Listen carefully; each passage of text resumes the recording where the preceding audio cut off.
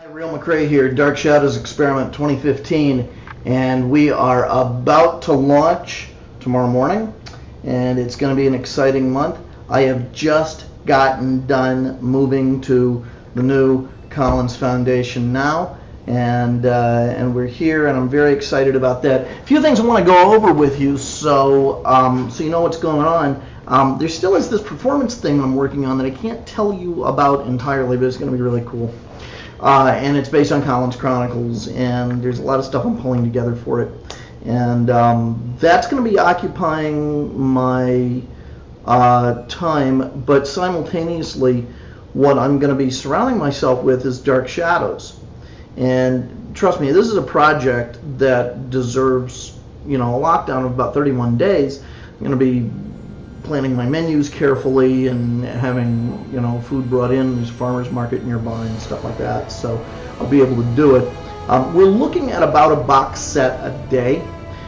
You can do the math on that. It's doable, but it's going to require really crack discipline on my part, which is good because I also sort of need a reset button. As you can see, I'm kind of tired and bedraggled. This is not my normal sort of face that I try and do for the videos. The other thing that's going to be interesting about the way I'm going to do Dark Shadows this time is I'm going to do it, and this is not for a stunt, and so when you first hear this you're going to think, oh, it's for a stunt. It's not. I'm going to do it backwards. I'm going to do it backwards by chunks of 10 episodes at a time, so I'll watch the last 10 episodes in order, the next to last 10 episodes in order. So the reason I'm doing that is that there's a method of play analysis that I believe a man named William Ball has been a proponent of, called backwards and forwards. And basically what that means is that you analyze a play reading it backwards, and they'll read it line by line backwards. And I thought, well, should I do it episode by episode backwards? That's just maddening. But I can do it disc by disc backwards. And this is why. Okay, so I contend, even though it wasn't set up intentionally that way, Dark Shadows is one great big story. How do you find the truest element of what that story is? You read it backwards, or you watch it backwards as much as you can. And this is why. When a story begins, anything is possible. The characters have an infinite number of possible choices they can make.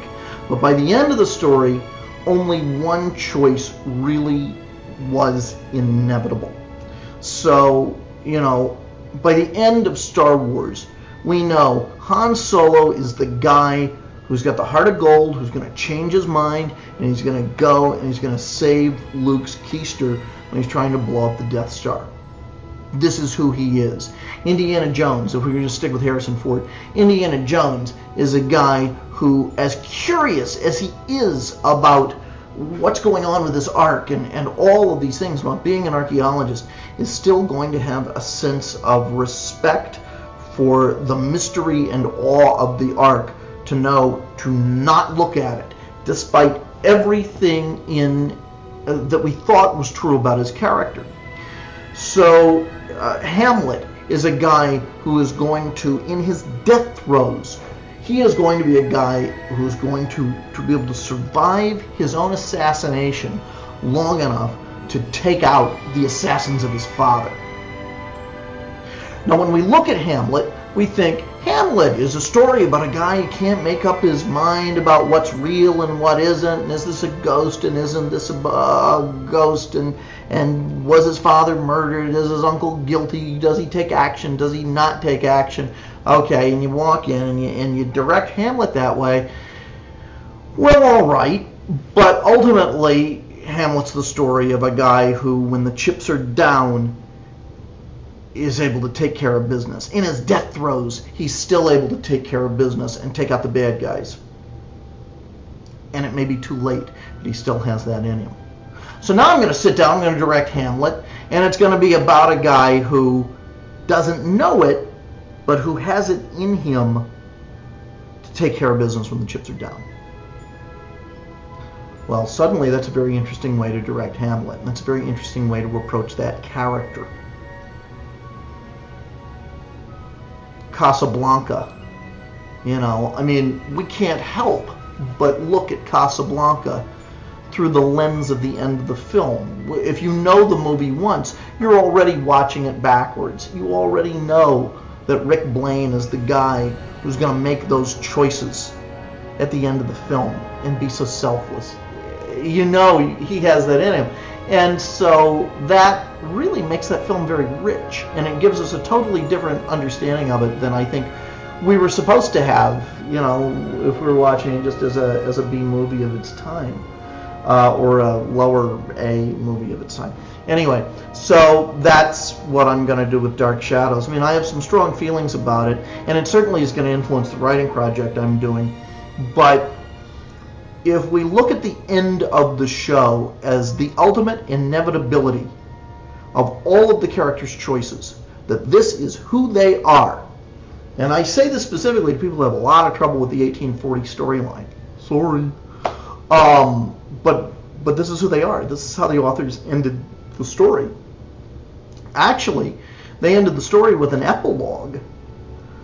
So now, you know, which is how we can look at 1841 parallel time. So now we look at that epilogue as a prologue.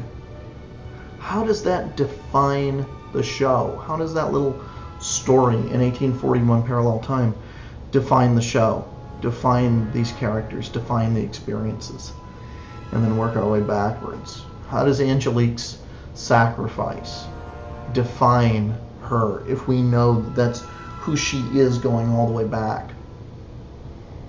How do we see Barnabas and all of the terrible things he does when we see what he does so heroically in 1840 and 1841 as he enters the world of the unlicensed attorney at law?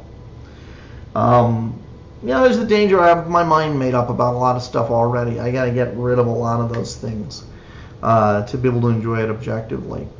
But it will be my guest as I venture forwards and backwards. They say that Collinwood is the beginning and end of the world. Well, this summer, it's the end and the beginning of the world. I'll see you tomorrow. Take care.